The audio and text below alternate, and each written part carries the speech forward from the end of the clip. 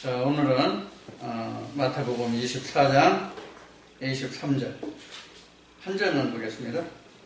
마태복음 24장 23절 한 절만 봅니다. 그때에 사람들이 너에게 말하되 보라 그리스도가 여기 있다 혹 저기 있다 해도 믿지 말라 거기까지. 아멘. 23절 한 절만 봤습니다.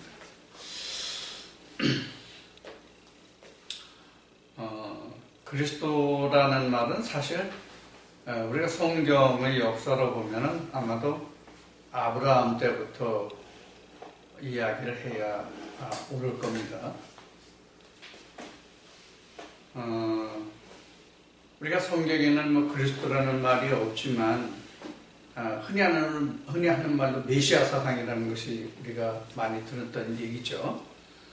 그래서 히브리인들은 그 조상 아브라함으로부터 야곱에 이르기까지 그 70명이 애굽 땅에 내려가지고 그들이 정말 하나님 말씀대로 중다한 그 번식을 통해서 인구가 대략 그 20세를 기준으로 해가지고 출애굽 당시에 63만 5천이었으니까 거기에 3명씩 더한다면 약 60만에 3배를 더하면 그러니까 4배죠. 그러니까 약 얼마예요? 464, 약 2,400만 이렇게 됐다고 그래요. 그러니까 정말 그 인류학자들이 계산할 수 없는 큰 번식을 했다. 이런 이야기를 하더라고요. 물론 이제 히브리인들 같은 경우에는 일부 닫혀져 있죠. 그러니까 많은 생산을 할 수 있는 그런 이제 그 가능성이 열려 있었겠죠. 오늘날 그 무슬림들이 일부 닫혀져죠. 그래서 그들의 인구가 지금 세계를 압도하는 그런 이제 그 인구 증가율을 가지고 있습니다. 여하튼 아브라함 때의 그리스도라는 그런 말이 없지만 우리가 창세기에 보면은 그리스도라는 말이 없잖아요. 구약 어디에도 그리스도라는 말이 없어요. 근데 그들은 메시아 사상을 가지고 있었는데 그것이 바로 뭐냐면 아브라함 때 하나님이 너희들 가나안 땅에 다시 드리겠다는 그런 이제 언약을 믿었기 때문에 그들은 메시아 사상을 가지고 있던 거예요. 그래서 사실 그들에게 메시아로 온 사람이 모세였죠. 그래서 애굽의 종살이에서 그들이 탈피해서 광야를 거쳐서 가나안까지 들어가서 좀 흔히 하는 말로 땅 한 떼기 없던, 땅 한 평 없던 그들의 땅이 아닌 가나안 땅. 물론 이제 그 히브리인들의 역사를 보면 사실은 그들은 같은 종족의 땅이 사실은 가나안 땅이었죠. 근데 뺏겼죠. 그렇죠? 뺏겼죠. 누구한테 뺏겼어요? 함의 족속의 그들이 가지고 있었죠. 원래는 언약의 백성인 아브라함, 이삭, 야곱의 족속들이 가나안에 살아야 되는데 함의 족속들이 가나안 땅을 차지하고 있었죠. 그래서 그 땅을 하나님이 아브라함과의 언약을 통해서 4대 만에 다시 이 땅을 회복하게 해주마 이렇게 하나님이 말씀하셨죠. 그것이 곧 메시아 사상인 거예요. 자, 그래서 오늘날 많은 사람들이 그리스도 하는데 과연 그런 그리스도가 어디에 있느냐? 그리스도가 지금 인용한 마태복음 23장 말씀은 예수님이 직접 말씀하신 것이죠. 내가 여기 있다 저기 있다도 너는 그것을 믿지 마라 이렇게 예수님이 하신 말씀인데 그래서 오늘 그리스도가 어디에 있는가 오늘 제목이요. 즉 그리스도가 어디 있다는 얘기는 천국을 얘기하는 거예요.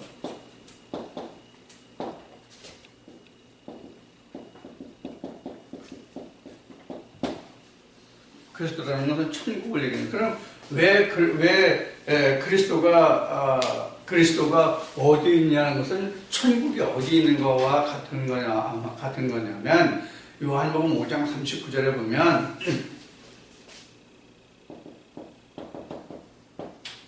요한복음 5장 39절을 찾아보실까요? 요한복음 5장 39절을 찾아보면 너희들이 성경에 영생이 있는 줄 알고 너희가 성경을 상관한데 그 기록이 바로 그 증거가 바로 나에 관한 거다 이렇게 예수님이 말씀하고 계시거든요. 요한복음 5장에서. 그렇기 때문에 그리스도가 어디 있는가라는 것은 꼭 천국, 즉 영생이 어디 있는가 이와 같은 것과 똑같은 말이거든요. 그래서 우리가 그리스도가 어디 있는가라는 것은 결국 천국이 어디 있는가예요. 그래서 요한계시록에도 종국에 가서는 우리 믿음의 결국이 그 영혼의 구원이라고 그 베드로전서 1장에서 증거하고 있죠. 베드로가 증거하고 있는데 그 영혼의 구원이라는 것이 결국은 뭐냐면 예수 그리스도가 아버지의 보좌에 있는 것 같이 너희도 모든 것을 지켜 행하면 내가 본받고 당부한 것을 모든 것을 지키고 행해서 그것을 다 이루면 내가 아버지의 보좌에 앉는 것 같이 너희도 함께 하리라. 너희도 거기에 있게 하리라. 이것이 바로 영생이거든요. 그게 그리스도가 있는 곳이에요. 그러니까. 그래서 그리스도가 있는 곳이라고 하는 것은 곧 천국이 그래서 바로 천국이고 천국은 곧 영생인데 그것은 곧 하나님과 그리스도와 내가 함께 있는 곳이에요.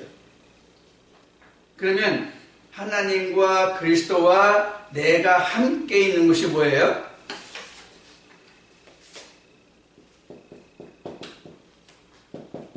흔히 하는 말로 삼위일체라고 하는 말이 바로 이런 얘기예요. 하나님과 그리스도와 내가 함께 있는 그것이 바로 그리스도가 있는 곳이고 거기가 천국이에요. 그럼 하나님은 뭐고 그리스도는 뭐고 나는 뭐예요? 하나님, 그리스도, 나. 이렇게 보면은 이것이 종속적인 관계로 보면 내가 그리스도의 아들이 되죠.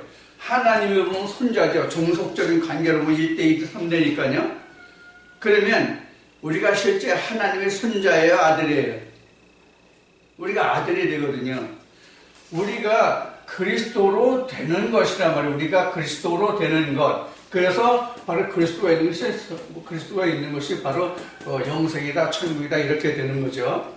그래서 그리스도가 됨으로써 하나님과 나는 일대예요, 일대. 아버지와 아들의 관계가 되는 거예요. 그래서 요한계시록의 말씀을 보면 사도 요한이 예수님으로부터 예수 영으로부터 쭉 천국 안에서 모든 것을 다 보여주고 마지막에 사도 요한이 그 그리스도 영에게 절을 하려고 하니까 뭐라 그래요? 절하지 마라. 나도 너와 같이 된 형제다. 이렇게 얘기해요. 그러니까 사실 이것을 보면 예수님이 요한복음 14장 24절 삼위일체라고 말하는 이것을 보면은 아버지는 내 안에 나는 아버지 안에 너희는 내 안에 있다는 거죠. 결국 다 누구 안에 있어요? 아버지 안에 있는 거죠. 결국은 다 아버지 안에 있는 거예요. 그러면 아버지가 뭐예요? 예수님으로 보면 아버지가 누구고 우리로 보면 아버지가 누구예요? 뭐예요? 요한복음 5장 39절에서 아버지라는 것은 곧 성경이에요. 성경이 우리가 하나님의 사람으로 지음을 받는 근본 모티브가 된단 말이에요. 성경이 우리에게 생명을 주는 씨를 주는 모티브가 된단 말이에요. 그래서 요한복음 1장 1절에는 하나님이 곧 말씀이다 이렇게 되어 있단 말이에요. 그 안에 누가 들어있어요? 그리스도가 들어있단 말이에요. 그러니까 지금 말하는 그리스도라는 것은 무엇을 말하느냐면 2000년 전에 유대 땅에 왔던 그 그리스도 예수를 말하는 것이 아니라 원래 예수는 말씀 안에 들어있는 하나님의 씨가 예수란 말이에요. 그게 그리스도가 된단 말이에요. 다시 말하면 그리스도라고 하는 것은 2000년 전에 유대 땅에 온 육체를 입고 예수가 그리스도가 아니라 하나님 말씀 성경 안에 들어있는 그 말씀의 씨가 그리스도의 예수란 말이에요. 그게 나에게나 2000년 전 유대 땅에 왔던 예수에게나 똑같이 뭐예요? 하나님의 아들이 되는 씨가 되는 거란 말이에요. 똑같이. 근데 우리는 그리스도 예수라 하면 어떻게 생각해요? 기존 신학과 일반 사람들이 2000년 전 유대 땅에 왔던 그 요셉과 마리아의 사이에서 난 그 아들, 그 사람 예수를 생각하고 있죠. 그러면 그게 아니라는 증거가 바로 뭐예요? 요한복음 5장 39절이에요. 성경에 내가 들어있다고 말씀하신 거잖아요. 그게 영생이다. 그러니까 쉬운 얘기로 얘기하면 영생이 예수예요. 그게 영생을 얻는 것이 메시아고 그리스도고 그래 되는 거예요. 그것을 가진 사람마다 다 예수가 되는 것이고 그리스도가 되는 것이고. 그러니까 예수님이 여기에 말씀하신 것 같이 마태복음에 말씀하시고 누가복음에서도 말씀하시고 마가복음에 되는 것이 내가 여기 있다 저기 있다 해도 너는 믿지 마라. 그럼 어디 있다? 내 마음에 있다 그런 얘기예요. 내 마음에 있다 그런 얘기거든요. 누가복음 17장 20절로부터 볼까요?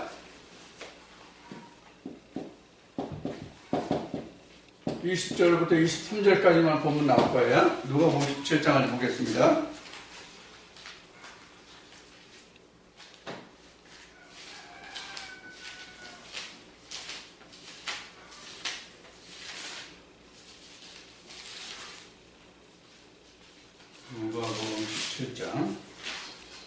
누가복음 17장 20절부터 보겠습니다.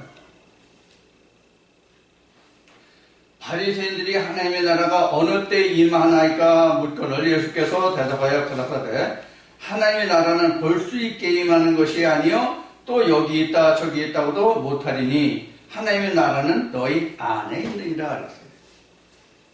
그러니까 하나님의 나라가 어디 있다고요? 너희 안에 있다. 그래서 이 말씀을 바탕으로 오늘날 교회에 다니는 모든 사람들이 하나님은 각자의 자기 마음에 있다고 말을 해요. 지금 인용한 누가복음 17장의 말씀을 통해서 이거 교리에서도 나오는 얘기거든요. 그렇게 말해요. 그러면 너희 안에 그리스도가 있다는 것은 너희 안에 천국이 있고 너희 안에 영생이 있다는 얘기거든요. 즉 예수가 있다는 얘기거든요. 그리스도가 있다, 메시아가 있다는 얘기거든요. 그러면 이것이 말로만 어느 성경 구절 한 절을 인용해서 아니면 많은 성경의 구절들을 인용해서 말씀이 이렇게 증거되어 있으니 진짜 그리스도가 여기 있다 저기 있다가 아니라 각자의 마음에 있다고 한다면 누구에게나 그렇게 말하는 사람에게 다 그런 그리스도가 있느냐 하는 얘기예요. 있어요 없어요? 절대로 없습니다. 그러면 예수님이 말씀하신 대로 너의 안에 내가 있다, 그리스도가 있다, 영생이 있다, 천국이 있다라고 말하는 그 바탕은 무엇이냐는 거예요. 예수님이 말씀하신 천국이 내가 너의 안에 있다라고 하는 것이 하나님 나라는 볼 수 있게 임하는 것이 아니라 볼 수 없게 임한다고 말씀하셔서 그렇게 말씀하셨잖아요. 예수님이 누가복음 17장에서 분명히. 그러면 내가 너희 안에 있다. 천국이 너희 안에 있다. 이걸 볼 수 있게 이루어지는 것이 아니라 보이지 못하게 이루어진다. 이렇게 말씀하셨잖아요. 예수님이. 그러면 말씀을 인용해서 지금 얘기한 것 같이 말씀이 이렇게 증거되어 있으니까 내 안에 각자 자기가 내 안에 그리스도가 있다. 천국이 있다. 영생이 있다라고 말하면 그것이 옳은 편이냐 그렇게 된 것이냐 하는 얘기예요. 그런데 답은 아니다. 말은 그렇게 하셔도. 그러면 천국이 내가 너희 안에 있다라고 말할 수 있는 여건은 무엇이냐? 그 본질이 무엇이냐? 이것을 알아야 돼요. 천국은 말에 있지 아니하고 능력이 있다고 그랬잖아요. 그 능력이라는 게 바로 실체를 말하는 거예요. 실체. 예를 들어서 내가 수학의 인수분해를 아니면 미분 적분을 할 수 있다는 것은 내가 그것을 다 섭렵했다는 뜻이잖아요. 그게 능력이잖아요. 전에도 얘기했듯이 인수분해 공식을 미분 적분 공식을 다 외웠다고 해서 다른 문제풀이를 한 번도 실전 경험을 해보지 않은 사람이 이렇게 꼬이고 저렇게 꼬이고 이상하게 생긴 문제를 그 사람이 풀 수 있는 능력이 있어요? 없어요? 없어요. 안 돼요, 절대로. 실전이 필요하거든요. 하다못해 간단한 인수분해도요, 문제를 복잡하게 꼬여서 하면 인수분해 못해요. 공식만 가지면 절대로 인수분해도 못한다고요. 그런데 미분적분을 한다고요? 못하죠. 나도 못해요. 말만 그렇게 하는 거예요. 자, 그러면 내가 너희 안에 있다. 그리스도가 여기 있다 저기 있다가 아니라 내가 너희 안에 있다는 것은 그럼 무엇을 말하는 거냐? 거듭난 자를 말하는 거예요. 거듭난 자에 한해서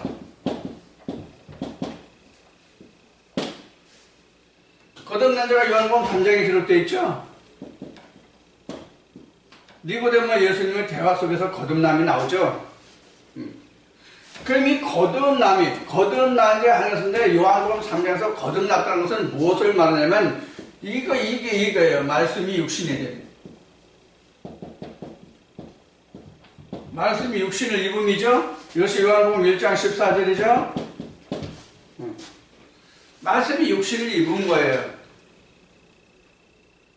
자, 그래서 요한복음 21장에 보면 예수님이 제자들과 이렇게 부활 후에 말씀하시면서 뭐라고 말씀하시냐면 하나님의 영이시라 뼈와 살이 없다. 그러나 나는 있다. 그랬어요. 하나님의 영이시라 뼈와 살이 없어요. 그러나 나는 있다. 그래서 예수님이 뭘 잡섰어요? 구운 생선을 잡수셨죠? 그럼 나는 뼈가 있다는 얘기는 뭐예요? 육신을 입었다는 얘기예요. 육신을 가지고 있다는 얘기예요. 그러니까 예수가 육신을 입고 그 안에 육신 안에 있는 거예요. 너희 안에 있다. 그래서 말씀하신 거예요. 누가복음 17장에서. 근데 누가 예수가 실제 있는 자다? 거듭난 자. 근데 이 거듭난 자도요, 참 말이 많아요. 어디서 말이 많습니까? 신학 교리에서 말이 많아요. 교회 다니는 사람 거듭나지 않은 사람 있다고 해요? 없다고 그래요? 신학으로는. 교회 다니면 다 신학으로는 거듭난 자예요. 신학으로 보면 교회 다니는 사람은 다 거듭난 자예요. 근데 성경으로 보면 뭐가 거듭난 자라고 지금 말하세요? 말씀이 육신을 입은 자. 그럼 말씀이 육신을 입은 자가 뭐가 말씀이 육신을 입은 자냐? 뭐가 말씀이 육신을 입은 자냐? 이걸 성인 용어로 얘기하면 부부 생활을 하는 사람이 말씀을 육신을 입은 자예요. 그래서 자식까지 낳아야 말씀이 육신을 입은 거예요. 무슨 말인지 설명을 드릴게요.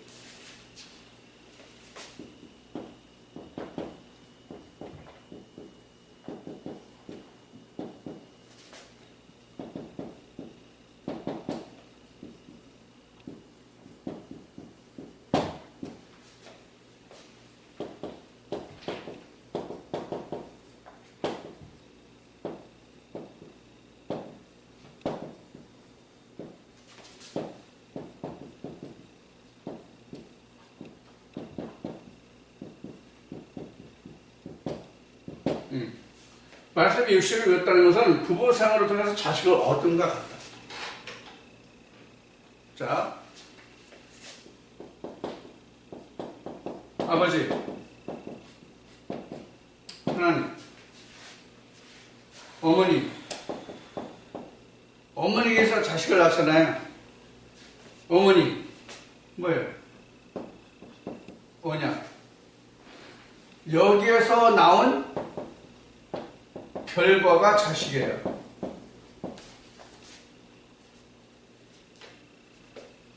하나님, 즉 성경이죠. 그 안에 뭐가 들어있다고 했어요? 요한복음 5장 39절에 그 안에 뭐가 들어 언약이죠? 예수죠? 예수가 뭐예요? 레마죠? 뭐 씨라고 그랬죠? 그렇죠? 그러니까 성경 본문이 아버지가 되는 거고요. 그 안에 들어있는 그 레마 씨, 그게 예수인데 그것을 합해서 이것을 언약이라고 해요. 전체를 통해서 언약이라고 그래요. 이거를 여자라고 그러죠. 이게 창세기 2장 23절에 나와 있고 갈라디아서 4장 21절 이하에 나와 있는 말씀이에요. 그래서 하나님의 말씀을 언약이라는데 그 언약을 여자라고 보는 거예요. 창세기 2장에서는 이시아로 나오죠. 그래서 창세기 3장에서 하와로 나오죠. 이것을 다시 그 뒤에는 아내로 나오죠. 물론 창세기 2장부터 아내라고 나옵니다만은. 그래서 아내라고 하면 다 이시아예요. 이게 언약이란 말이에요. 갈라디아 4장에서 바울이 밝혀놓고 있죠. 증거해놓고 있죠. 자, 사라와 하가를 통해서 밝혀놓고 있어요. 그래서 이렇게 과정을 거쳐서 이 아들이 있는 자, 요 자가 바로 말씀이 육신을 입은 자예요. 요 자가 이렇게 요 과정을 거쳐온 자가. 그러면 이거를 외적으로 보자고요. 외적으로 보면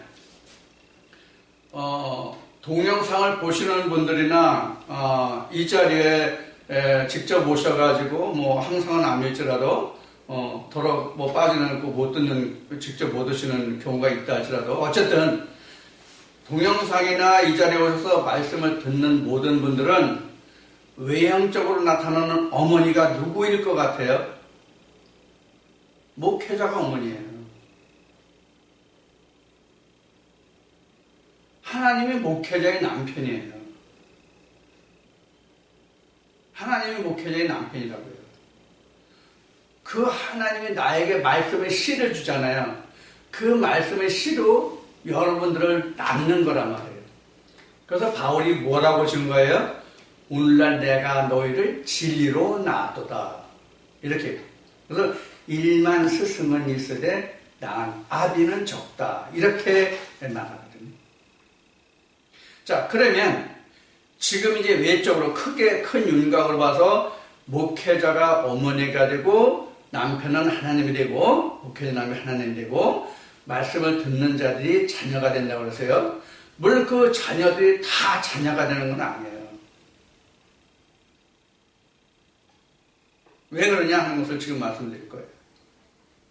자, 외적인 관계에서 목회자의 남편이 하나님이고 목회자가 양육을 받는 사람들의 어머니가 된다고 그러잖아요. 그럼 양육을 받는 사람들이 자녀잖아요. 그럼 자녀들은 또 무엇을 어떻게 해야만 그럼 요 같은 관계를 이루어갈 수 있는가 하면은 자기 자신이 하나님이 되고 자기 마음이 어머니가 돼서 그 마음의 목자를 통해서 받는 그 말씀을 자기가 낳는 역할을 해야 된단 말이에요. 그러니까 외적으로 보면 하나님과 목회자가 있지만 나 하나 각자를 놓고 보면 각자도 하나님과 그 말씀의 씨를 통해서 내가 낳는 여자 역할을 해야 된단 말이에요. 그럼 결국 이것을 다시 보면은 목자는 남편이 되고 양육을 받는 사람들은 자녀가 아니라 아내가 돼서 목자가 주는 그 씨를 받아서 아내로서 씨를 받아서 그 씨를 받아서 수정이 되게 해서 아들을 낳아야 된단 말이에요. 그래야만 말씀이 육신을 입은 자가 돼요. 자, 여기서 아들을 낳았다라고 하는 얘기는 무슨 얘기인가 하면 그 결과를 알 수 있다, 확인했다 이 뜻이에요. 지금 우리가 가는 신앙이 일반적으로 우리가 신학을 바탕으로 한 신앙생활들을 보면은 그 사람들이 무엇을 어떻게 해야 되겠다는 그런 말은 있지만 실체를 그들이 확인할 수가 없죠. 그럼 성경의 실상을 확인은 뭐로써 실상을 확인합니까? 예수가 되느냐 안 되느냐예요. 왜? 성경의 결국이 예수잖아요.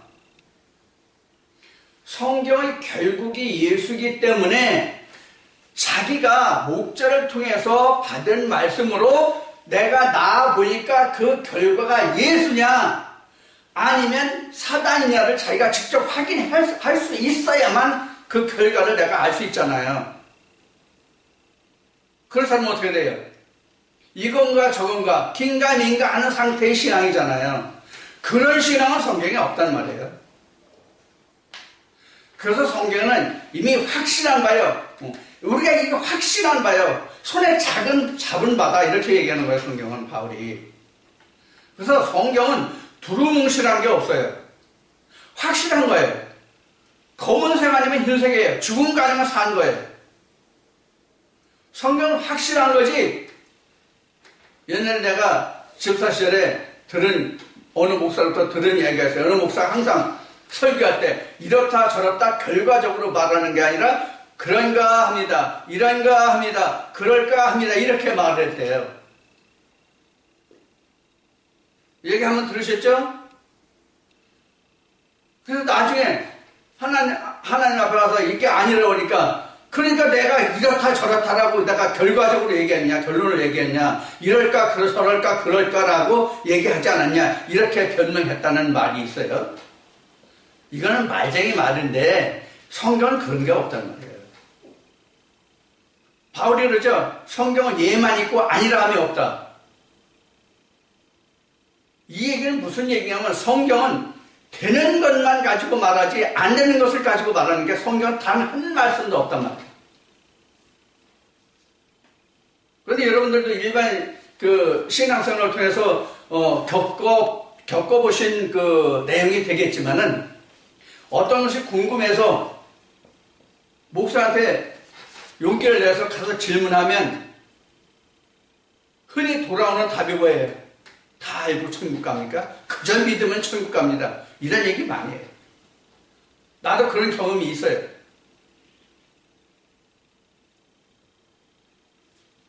그래서 용기 내서 목사한테 질문하는 사람은 그래도 대단한 사람이라고 생각해. 내 신앙생활 할 때 보면 목사한테 감히 말을 못 걸어. 이렇다 저렇다라고 말을 못해. 설령 자기가 어떤 영역이 있어서 내가 그것을 아니라는 그것이 무엇이라는 확신을 가지는 그런 말씀이 있음에도 불구하고 그것이 아니라고 하는 말을 못한다니까. 일반 성도 목사들한테 못해. 감히 그런 말하는 목사가 뭐라고 하게? 하나님이 기름 발린 종에게 까분다고 대적한다고 그런다. 그러니까 말들은 못해. 근데 그건 틀린 얘기예요. 하나님은 항상 내가 옳은가 우리 서로 변론하자고 말씀하시거든요. 그러나 나는 여러분들한테 어떻게 얘기했어요? 질문이 있으면 항상 얘기해라. 궁금한 거 있으면 얘기해라. 나는 이렇게 생각하는데 당신은 왜 그렇게 얘기했느냐? 내가 옳은 것 같은데 당신은 왜 이렇게 해주냐? 서로 변론해서 서로 옳고 그른 걸 따져서 바른 길로 가자. 그래야 둘이 같이 사는 거예요. 그렇지 않으면 같이 망할 수 있고 아니면 둘 중에 하나 망할 수 있고 어쩌면 둘 중에 하나겠죠. 그래서 항상 하나님 안에서는 변론이 필요한 거예요. 자, 그래서 거듭났다고 하는 것은 바로 이와 같은 과정을 거쳐서 그 결과물을 본 사람에 한해서만 내가 내 안에 있다 이 말이 적용된단 말이에요. 자, 그러면 여기서 우리가 한 가지 더 생각을 해보자고요. 지금 그리스도가 내 안에 왔다면 그리스도와 내가 연합해서 무엇을 할 수 있을 것입니까? 무엇을 할 겁니까? 지금 내가 내 안에 있다고 그리스도가 내가 내 안에 있다고 지금 주님이 누가복음에서 말씀하셨잖아요. 그럼 주님이 각자 안에 있으면 그 각자에게 있는 주님과 그 사람이 어떤 일을 하냐고요. 어떤 일을 합니까? 천국 건설이에요.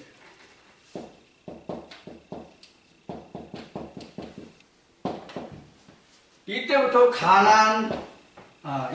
가나안 정복에 들어가는 거예요.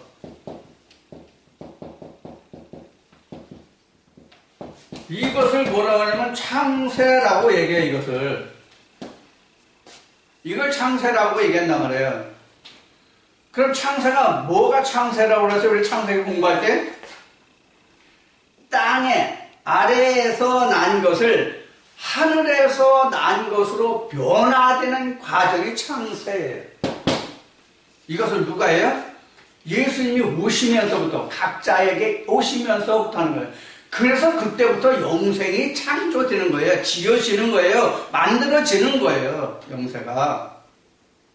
그냥 어느 날 갑자기 뚝 떨어지는 것이 아니라 주님이 그 사람 안에 들어오시면 주님과 함께 천국을 건설해 가는 거예요. 그게 영생이란 말이에요. 그런데 일반 신앙은 어떻게 얘기해요? 그냥 무조건 믿기만 하면 영생은 그냥 주어진다라고 얘기하죠. 그래서 천국은 처소는 누가 예배하는가라는 것을 우리가 먼저 앞에 공부한 거예요. 그래서 처소가 어떻게 예배되냐면 이렇게 예수가 각자에게 와야만, 그래서 그 각자에게 와야만 그때부터 천국이 건설되거든요. 창세 건설되거든요. 그래서 하나님이 아브라함 때부터 모세를 통해서 예수님도 말씀하시기를 뭐라고요? 3일 만에 짓는 뭐예요? 3일 만에 짓는 뭐? 성전. 그래서 애굽, 광야, 가나안, 이게 3일 여정이란 말이에요. 그러니까 3일째에 이르러야만 예수가 오잖아요. 모세가 있고 요한이 있고 요한 뒤에 누가 와요? 예수가 온다고 마태복음 11장에서 증거하죠. 그래서 예수님이 천국은 요한 때부터 지금까지 심노를 당한다 이렇게 설명하고 있죠. 예수님 말씀하시기를. 바로 그거예요. 요한이 구약과 신약을 준매자이라서 내 뒤에 오신 분이 예수를 증거하거든요. 그 지금 내가 요한의 역할을 하는 거고, 여러분들은 이 말씀을 받아서 여러분들의 마음속에 이 말씀을 받아서 자기 마음속에 예수를 심으면 그 마음이 요한이고 뒤에 오시는 그 레마가 예수가 되고 그때부터 뭐가 건설된다? 가나안이 건설된다. 이것이 영세로 가는 길이라는 거예요. 이것이 창세다. 그래서 예수가 영생이라고 한 거예요. 그래서 자, 우리가 출애굽의 역사를 보면 가나안이 오늘날 우리가 말하는 천국이거든요. 우리가 교회의 모습으로 보면 지성소거든요. 그래서 예수가 와야만 지성소에 내가 들어갈 수 있잖아요. 예수와 함께. 예수가 없으면 지성소에 못 들어가잖아요.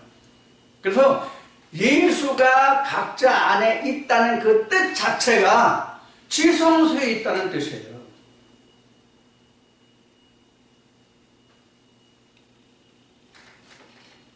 그런데 이것이 요한계시록 21장에 보면은 하나님의 하늘의 성전이 땅에 사람에게 내려와서 함께 거한다고 되어 있죠. 바로 그것이 요 과정을 말하는 거예요. 이것이 처소를 예배하는 거예요. 요한복음 14장에 보면. 그래서 예수님이 오셔가지고 처소를 예배하잖아요. 그러니까 내가 예수님이 오실 수 있는 모든 기초를 내가 다 닦아놔야 돼요. 이것이 내 아버지 집에는 쉴 곳이 많은데 만약에 쉴 곳이 없으면 내가 그 쉴 곳을 예비하고 내가 오마고 얘기해요. 즉 아버지 집이 내 안에요. 내 안에. 예수가 살 수 있는 그 아버지 집이 결국 뭐가 아버지 집이죠? 예수님이 말씀하신 아버지 집이라는 뜻이 뭐예요? 예수님이 말씀하신 아버지 집, 내 아버지 집에는 쉴 것이 많다. 내 아버지 집이 뭐예요? 성전이에요, 성전. 성전이 아버지 집이에요. 예수님이 12살 때 성경 복음서의 기록을 보면 부모네들과 갔다가 돌아가는데 부모들은 당연히 집에 돌아올 줄 알고 따라올 줄 알고 있었는데 뒤에 보니까 없죠. 그러니까 예수님이 어디 있었어요? 성전에 있었죠. 그러니까 내가 왜 여기 있냐고 그러니까 예수님이 뭐라 그래요? 내가 여기 있어야 될 것을 당신들은 왜 몰랐냐 이런 식으로 답하시죠. 그래서 성전의 주인이 예수님인 거예요.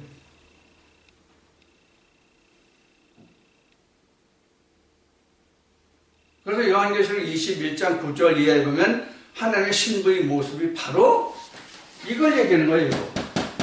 가나안의 건설을 얘기하는 거예요. 그럼 내가 신부의 모습이 돼요. 그 안에 예수 있고 하나님이 있어요. 그래서 그 안에 하나님과 예수님도 있기 때문에 신부의 모습을 보는데 그 안에 지성소를 보지 못하고 하나님과 예수를 보지 못하더라. 성전을 보지 못하더라. 왜? 그 자체가 성전이 됩니다. 이렇게 나오잖아요. 요한계시록에. 내 자체가 성전이 되는 거라고. 왜? 예수 그리스도가 있기 때문에 지성소가 되는 거예요. 성전이 되는 거예요. 요 과정이 거듭남을 통해서 이루어진단 말이에요. 그래서 예수님이 내가 내 안에 있다, 너의 안에 있다고 하는 것은 지금 말씀드린 이러한 과정을 거친 사람들에 한해서만 내가 너의 안에 있다. 교회 다니는 모든 사람들에게 내가 너의 안에 있다는 것은 그저 말에 그치는 거예요. 실상은 아니란 말이에요, 실상은.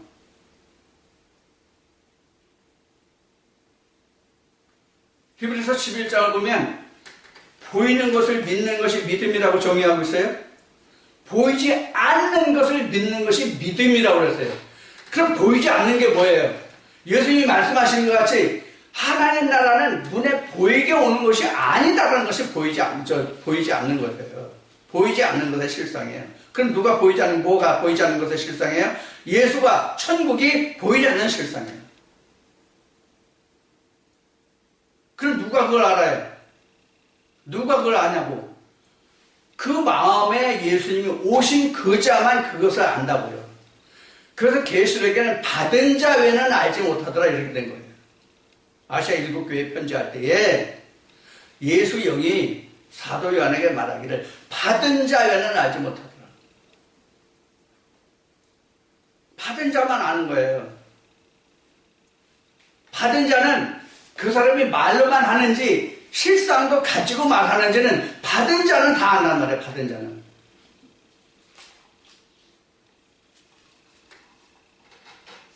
그래서 여기에서 그 일화로 나온 예가 교회마다 많이 써먹었던 예화가 뭐냐면 장님 코끼리 구경이에요. 장님 셋이 코끼리 구경을 갔었다면요. 장경원인지 동물원인지. 그래서 다리를 만져본 사람들은 코끼리는 기둥과 같다고 그러고 이렇게 그 배 있는 쪽을 이렇게 만져본 사람은 코끼리는 절벽과 같다고 말하고 귀를 만져본 사람은 코끼리가 뭐 낙엽과 같다고 뭐 얘기를 했더나 뭐 넓적하다고 얘기를 했더나 뭐 그런 식으로 얘기하는 거예요. 그 셋을 합해야 하나가 나오는 거죠. 바로 이런 거라고. 그러니까 자기가 보는 관점에서 보는 것은 답이 아니다. 그러나 성경은 누구의 관점에서 보아야 답이 나올까요? 하나님 입장에서 볼 때만 답이 나오는 거예요. 그래서 성경은 성령으로만 풀어야 된다는 뜻이 바로 그런 얘기예요. 근데 신학이 보지 못하고 성경을 풀으려고 하니까 괴상한 교리가 나와서 사람들을 잡는 거예요.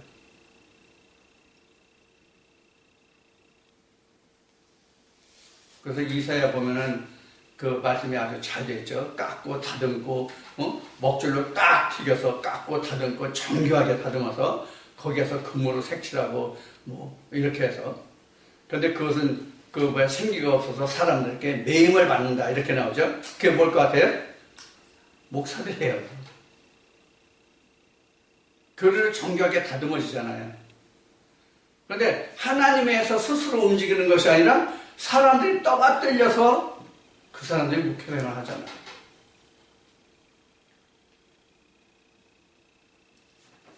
자, 그래서 우리가 지금 주제가 그리스도가 천국이 어디 있는가라고 말하는데, 그래서 천국은 그리스도는 보이게 임하는 거고 누가 아는 게 임하는 게 아니라 지금 말씀드린 것 같이 성경에 있는 말씀을 인용한 것 같이 받은 자만 아는 거예요.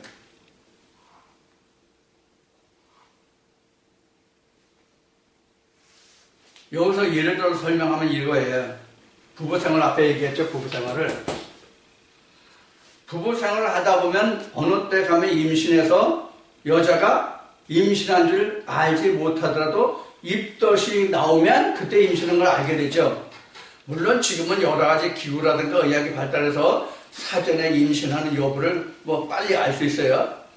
그러나 이것을 60년대, 70년대 초까지만 가더라도 여자들이 임신한지 안 한지 몰라요. 생리가 2달, 3달 걸려도 그럴 수도 있겠지라고 넘어간 경우가 많아요. 그 세대가 바로 우리 세대 60년대, 70년대 세대가, 결혼하는 세대가. 자, 그러면, 그때는 그랬지만 지금은 다 알아요. 근데 아무런 테스트나 검사를 하지 않아도 우리가 임신했다는 사실을 알게 되는 것이 바로 입덧이거든요. 앞에 우리도 말씀이 육신을 입으면 그 결과를 본다고 그랬죠? 그 결과가 뭐예요? 입덧이에요, 우리가. 우리 육신적으로 말하면 그게 입덧이에요. 그런데 우리가 육신으로는 사람이나 짐승이나 암컷도 있고 수컷도 있고 아들도 있고 딸도 있잖아요. 그런데 하나님 안에서는 딸이 없어요. 왜 그럴까요?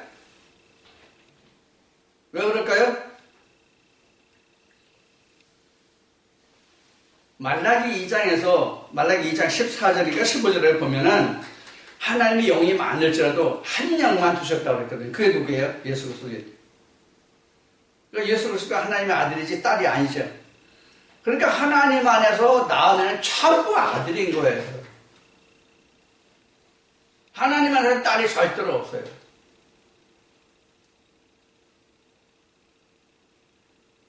그래서 어떻게 요거는 알았는지 어느 목사가 전에 그랬어요. 아들 낳고 싶으면 하나님한테 씹어라. 하나님은 아들만 낳는다.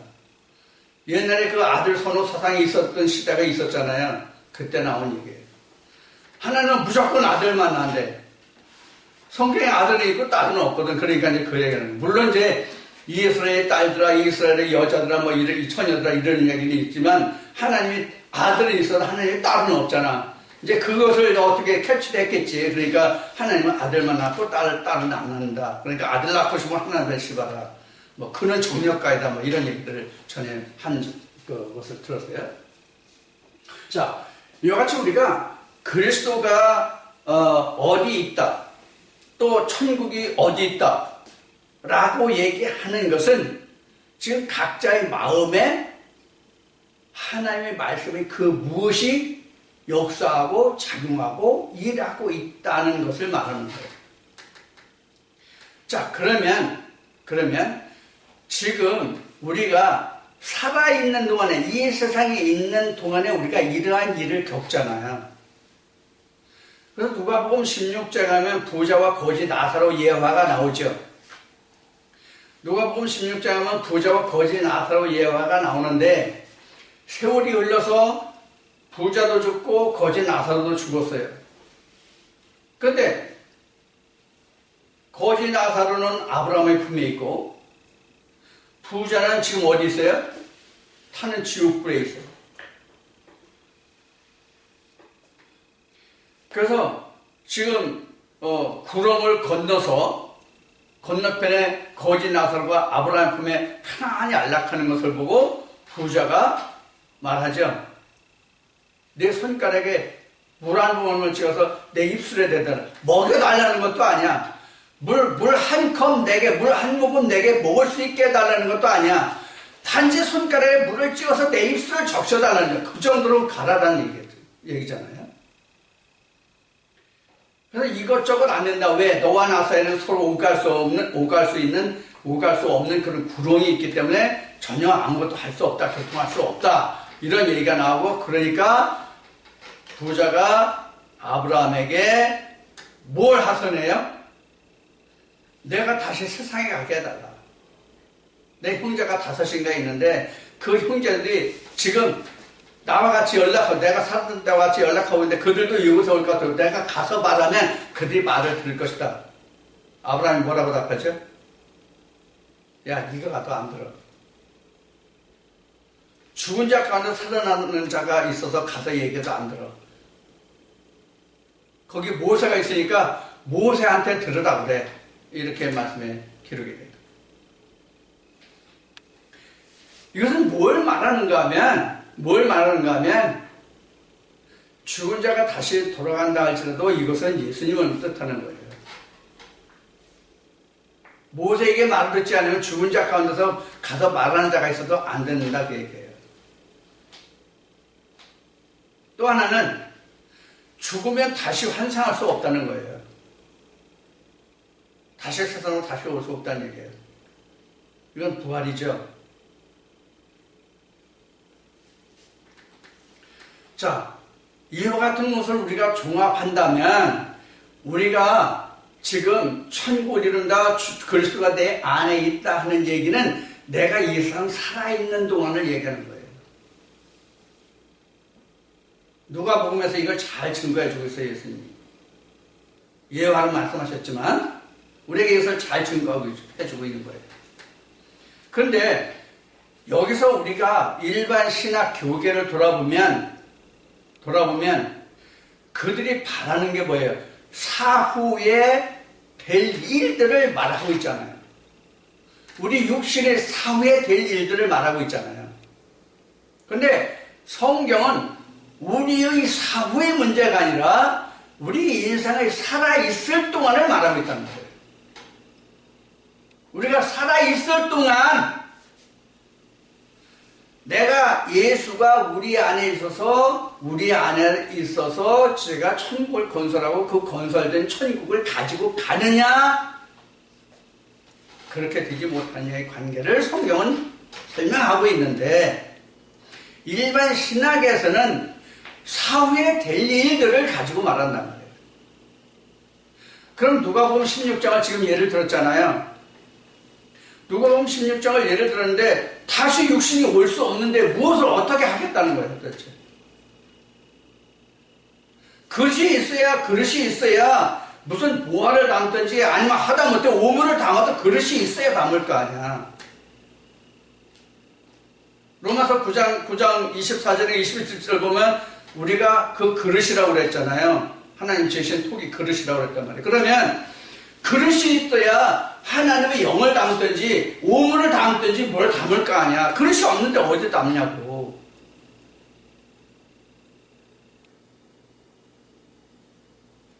이것이 가장 지금 신학과 성경이 말하는 근본적으로 다른 문제예요.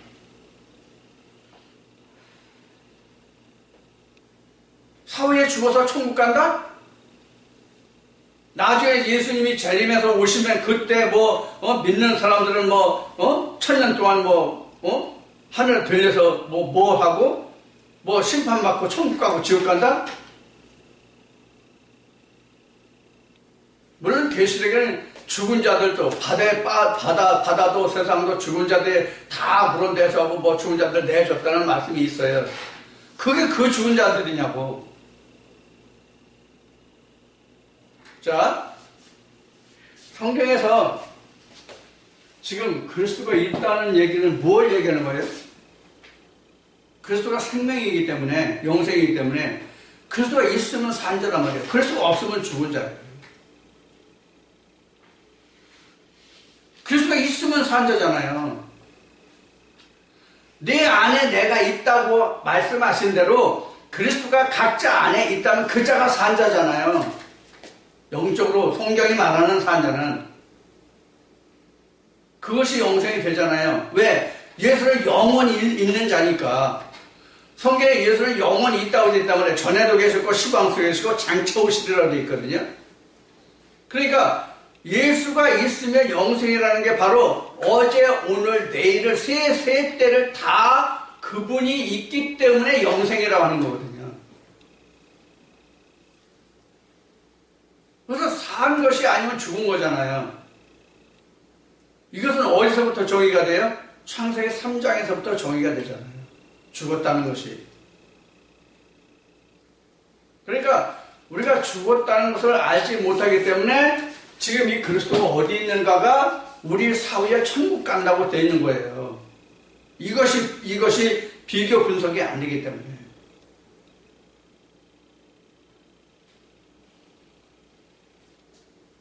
자, 사도행전 1장에 보면 예수님이 승천하시죠. 근데 구름에 가려서 보이지 않게 하더라 했어요. 그래서 그 사람들이 하늘을 쳐다보고 있으니까 흰을 입은 두 천사가 와서 뭐라 그래요? 야, 너희들 왜 그렇게 하늘을 멍하니 쳐다봐? 하늘로 들려오신 예수는 너희가 본 그대로 오시리라 그랬어요. 그것이 예수님이 말씀하신 눈에 보이게 임하지 않는다 이 뜻이에요. 구름에 가려서 못 봤잖아요. 하늘을 분명히 들려오시긴 했는데 구름에 가려서 못 봤잖아요. 그럼 본 그대로 오리라 하면 구름 타고 오시는데 가리워서 못 봤기 때문에 못 보는 보이지 않는 형태로 온단 말이에요. 그러니까 눈에 띄게 눈에 보이게 그리스도가 임하는 것이 아니라 하나님 나라가 임하는 것이 아니다 이렇게 된 거예요. 근데 지금 현재 기독교는 어떻게 얘기해? 그리스도가 오면 누구나 다 알 것 같이 얘기를 해. 재림하는 예수가 오면 누구든지 다 알 수 있을 것으로 얘기해. 그래서 저는 이런 얘기를 했죠. 2000년 전에 유대 땅에 온 예수가 그때 당시에는 오늘날 같이 영상 매체가 없기 때문에 예수가 누군지를 몰라가지고 엠마오로 가던 제자들도 예수의 영이 나타났는데 몰랐잖아요. 심지어는 마리아가 무덤 앞에 가서 예수가 부활하는 모습으로 나오는데 그 예수를 몰랐잖아요. 그러니까 육신의 예수와 부활의 예수를 구분 못하는 거예요. 이게 무슨 뜻이에요? 이게 무슨 뜻이냐고요? 육체의 예수와 부활의 예수를 모른다는 얘기는 실상이 없다는 얘기예요. 예수의 실상을 모른다는 얘기예요. 육체의 예수는 몰라도 실상의 영적인 예수는 알아야 되거든요. 그걸 모르는 거예요. 그러니까 엠마오로 가는 제자들도 말씀을 풀어줄 때, 야, 그 말씀 우리에게 마음이 뜨겁지 않더냐? 그때서야 그가 예수였다는 것을 알잖아요. 그래서 우리의 깨달음이 이렇게 늦은 거예요, 사실은. 근데 우리는 다 아는 것 같이 포장된 사람들이 너무나 많아요. 우선 나부터.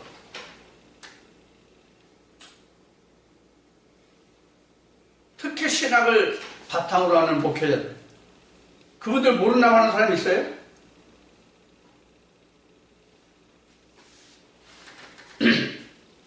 자, 이와 같이 우리가 그리스도가 또는 천국이 어디 있다라고 아는 것은 사실 우리가 신앙생활을 통해서 굉장히 중요한 포지션이에요.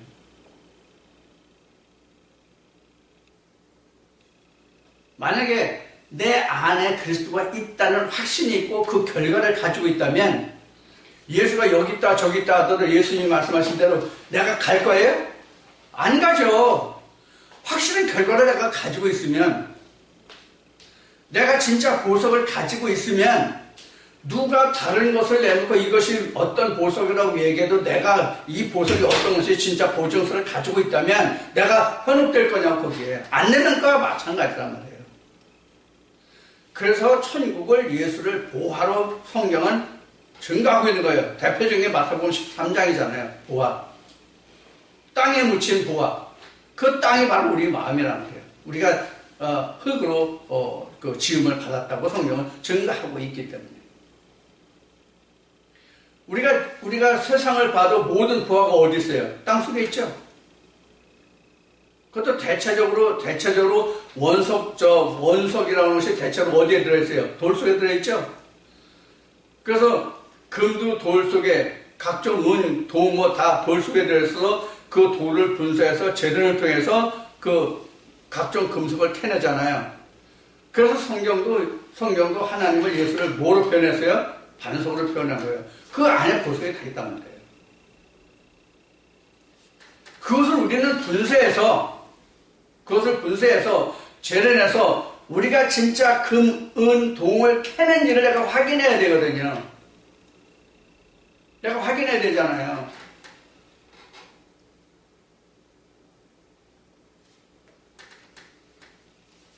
그래서 우리가 성경을 상고할 때에 그냥 우리가 본문에 심취해가지고 그냥 보는 것은 수박 곧 할게요.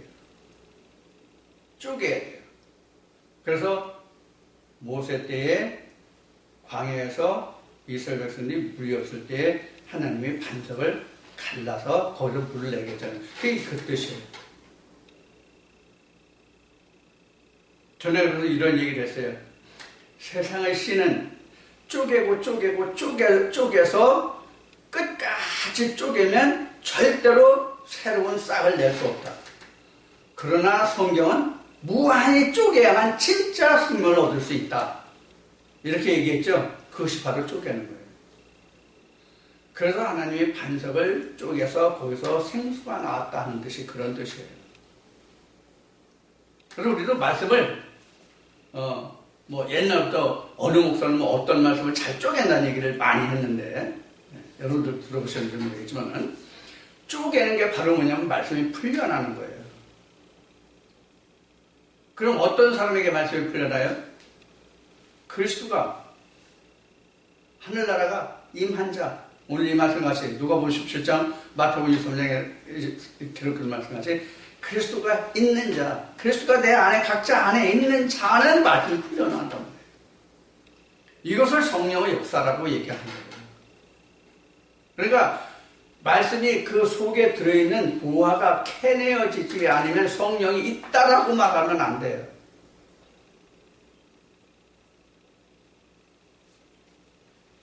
그래서 성령도 성령을 받은 자를 통해서 말씀이 풀리는 그런 역사를 통해서 자기가 성령을 받게 되는 거예요. 사도행전에 보면 그 아볼로라는 사람이 말씀은 능한데 유대인을 말로 이기는 자는 아볼로인데 그에게 뭐가 없었어요? 성령이 없었죠. 그래서 사도들이 그를 데려다가 그 성령을 부어줬잖아요.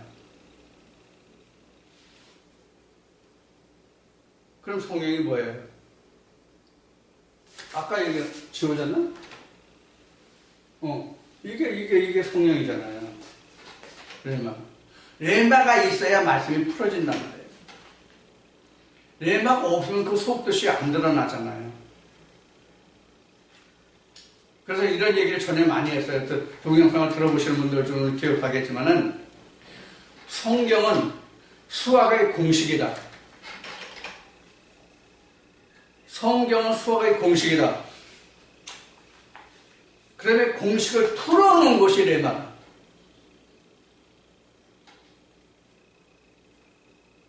그럼 공식을 풀어주는 자는 누구예요?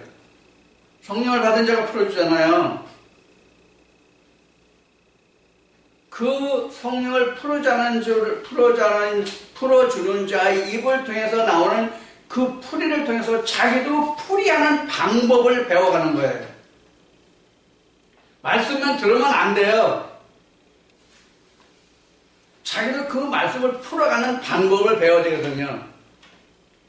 그래서 오늘 인수분해 얘기를, 수학 얘기를 여러 번 하게 되는데, 그래서 수학을 배울 때 공식만 가르쳐 주는 게 아니라 공식을 통해서 실전 문제를 풀어가는 예문을 많이 풀어보잖아요, 실전을.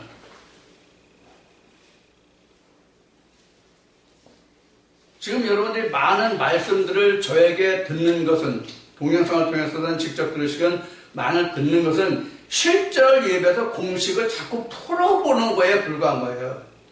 그래서 여러분들이 늘 말씀드리지만, 전에 다윗의 물맷돌 다섯을만 말씀드렸고, 사르밧과 베이커 떡 반죽을 또 말씀드릴 때 말씀드렸듯이, 말씀을 듣는 것으로 그냥 끝나면 안 돼요. 여러분들 이 말씀을 통해서 실전을 자꾸 해야 돼요. 어떻게? 이 속뜻이 무엇인지를 자꾸 풀어봐야 되는 거예요. 그래서 자기가 그런 많은 실전을 통해서 나는 아라고 할지라도 자기가 풀어서 아 플러스 어까지 갈 수 있는 아, 야까지 갈 수 있는 그런 연습을 실전을 자꾸 겪어야 성경이 내 것이 되는 거예요. 내 떡을 만들어낼 수 있는 떡반죽 그릇이 나에게 있는 것이 된단 말이에요. 그것이 여러분들의 양식이에요. 그렇게 해서 이 떡이 과연 내가 하나님이 주시는 예수님이 말씀하시는데 너희 조상은 광야에서 만나는 것으로 죽었거니와 내가 주는 떡은 하늘에서 내려온 떡이기 때문에 죽지 않고 영생을 주는 생명의 떡인지를 자기가 확인할 수 있고 그 떡을 만들 수 있으면 그 자가 오늘의 말씀의 결국 그리스도가 천국이 임한 자예요. 그리스도가 내 안에 있는 자예요. 그런 자만이. 그러니까 진리 말씀을 증거한다고 해서 앞에 양육 문제를 잠깐 언급했는데 양육을 받는 자로서 다 천국의 백성이 되는 것이 아니라 이렇게 된 자만 자기가 자기 떡을 만들어 먹을 수 있는 스스로 떡을 만들어 먹을 수 있는 자가 돼야만 비로소 그 자가 하나님의 아들 천국의 그리스도가 된 자예요. 그러니까 그리 만만한 게 아니에요. 쉬운 게 아니에요. 어제도 제가 일을 하면서 잠시 생각을 했습니다만은 어떤 생각을 했냐면 저한테 말씀을 들었던 분들이 타 교회에 가가지고 그 사람들의 말을 그 교회 담임 목사로부터 나한테 전해 들은 바로 하면 이태수 목사는 말씀이 너무 엄중하다, 무겁다, 두렵다, 그래서 신앙생활 어렵다 이런 표현을 한다고 하는 얘기를 들었어요. 그 목회자를 통해서. 사실은 성경이요 간단한 문제가 없어요. 너희는 두려움으로 이 말씀을 받으라는 말씀이 분명히 성경에 있어요.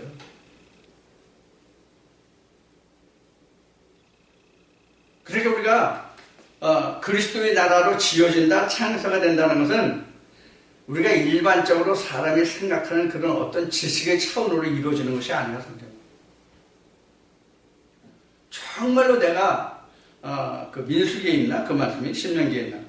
그 광야에서는 죽기를 무릅쓰야 양식을 얻을 수 있다는 말씀과 같이 자기가 진짜 자기 목숨을 드러내놓고 하나님의 말씀과 바꿔가는 그런 작업이 필요해요.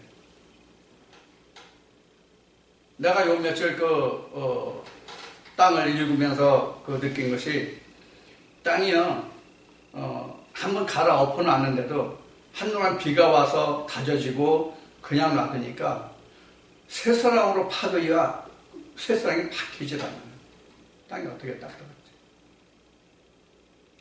그걸 일단 쇠사랑으로 파내서 그걸 큰 덩어리를 일단 쇠사랑으로 부숴서 나중에 홈이나 이런 것으로 하는데 수백 번을 땅을 부숴야 그 흙이 씨를 심을 수 있는 고운 흙으로 변화가 돼요. 우리 마음은 더하다고요.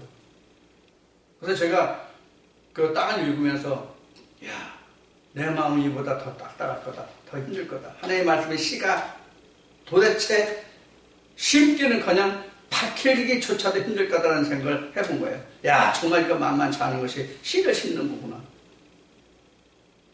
그래서 너희는 항상 두렵하고 고름절하고 하나님이 말씀하셨구나. 그 생각을 어제부터 다시 한 거예요. 그런데 우리는 신앙을 너무 쉽게 생각한단 말이에요.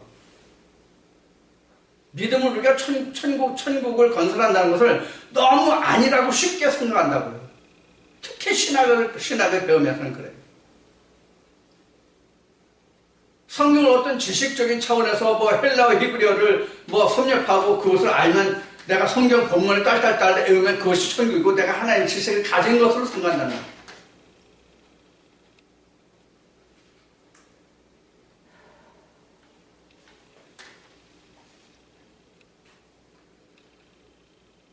오늘이 10일이죠. 오늘 이제 6월 10일인데 12일이면 미국 회담이 있죠. 트럼프와 김정은. 우리 집사람 며칠 전에 남북회담에서 이선건인가 하고 통일부 누군가하고 그 대화하는 것을 듣고는 야, 북한 사람들 말 잘하더라 하는 얘기를 해요. 한국 사람들 정말 말하는데 소질이 없습니다.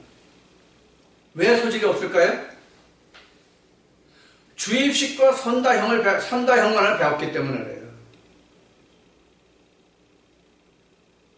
미국같이 어떤 주제가 하나가 있으면 그것을 서로 토론해가지고 자기 의견을 발표할 수 있는 이런 기회가 우리는 거의 주어지지 않고 있는 교육이란 말이에요.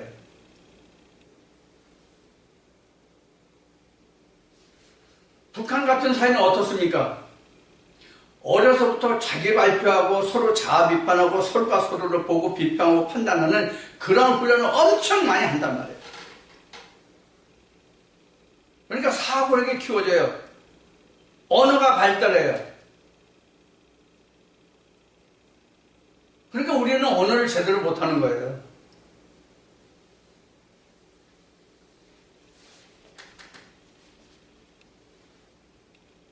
그래서 우리가 말을 한다고 하는 것은 말을 한다고 해서 그 말이 되는 것이 아니라 앞뒤가 맞아야 되고 그 말이 그 순리적이고 조리가 있어야 된다. 그래야 그 언어가 되는 것이죠.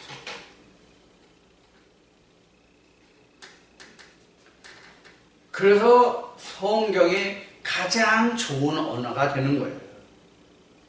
창세기에서부터 요한계시록까지 하나도 말씀의 책이 흐트러지고 삐뚤어지고 틀린 데가 없잖아요. 조화가 잘 이루어져 있잖아요. 수천 년을 두고 기록된 말씀이지만 한 말씀도 어그러지고 삐뚤어지고 맞지 않는 어그러진 말씀이 단 한 말씀도 없잖아요. 그래서 하나님은 언어라고 성경은 증거하고 있는 거예요. 요한복음 1장에. 그래서 사람의 두뇌는 언어에서부터 시작합니다. 말을 함으로써 두뇌가 발달하고 어휘가 많아짐으로 인해서 그 사람의 사고와 그 생각의 사상이 확대되는 거, 확장되는 거잖아요. 그래서 우리가 하나님의 말씀을 많이 한다는 것은 바로 뭘 얘기냐면 하나님 나라의 확장이다 이렇게 얘기하는 거란 말이에요. 그래서 저는 얘기했어요. 우리가 하나님 말씀을 다 알지 못하고 어느 한 말씀은 내가 온전히 갖고 있어도 내가 하나님 나라에 갈 수 있다. 성경은 고자라는 말이 나와요. 이사야서하고 그 복음서에 보면 고자라는 말 딱 두 번 나오는데 고자라는 것은 뭐예요? 씨가 없는 거죠.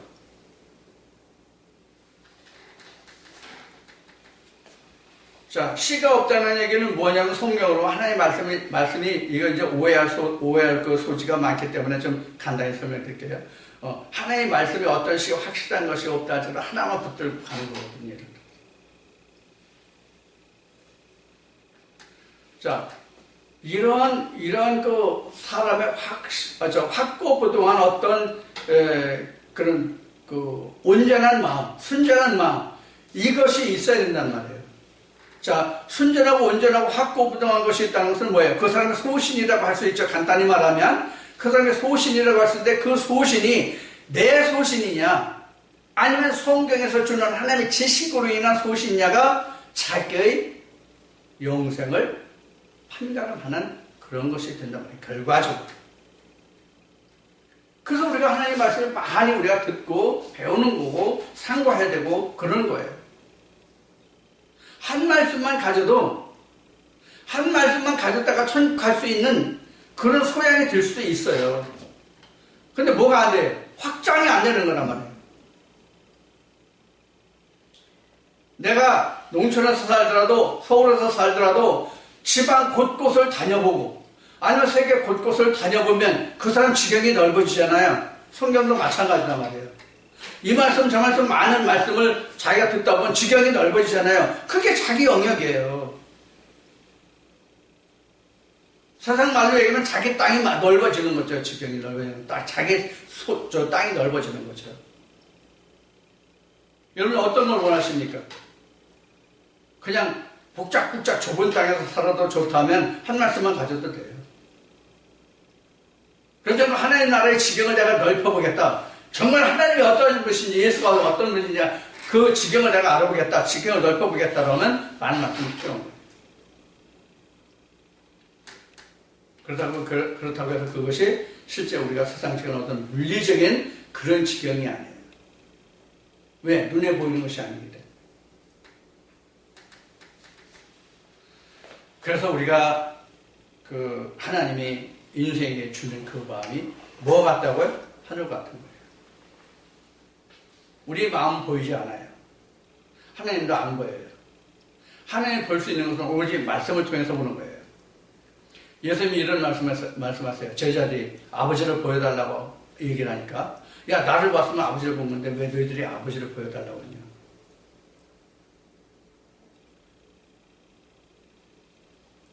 우리가 성경에서 렘마를 알면, 그 뜻을 알면 아버지를 아는 거예요. 그게 바로 나를 보면 아버지를 보았다, 이 이야기와 같은 거예요. 자, 그래서 오늘 이제 첫 시간에 그리스도가 천국이 어디에 있는가라고 얘기했는데, 그리스도는 내게 있고 나고 천국도 나다. 그런 사람이 돼야 된다. 그러면 누가복음 17장이나 마태복음 24장에서 증거한 그 말씀의 본문만 가지고 그래 되느냐가 아니라, 이러한 과정, 즉 거듭남의 과정을 거쳐서 내가 그 결과를 본 자만이 그리스도가 각자 안에 있고 천국에 있는 자다. 그래서 보이지 않게 천국은 오고 그리스도 온다. 신학에서 말하는 어느 날 재림주가 오는 그런 형상이 아니다. 이렇게 말씀드리는 거예요. 근데 우리는 실상을 보는 거예요.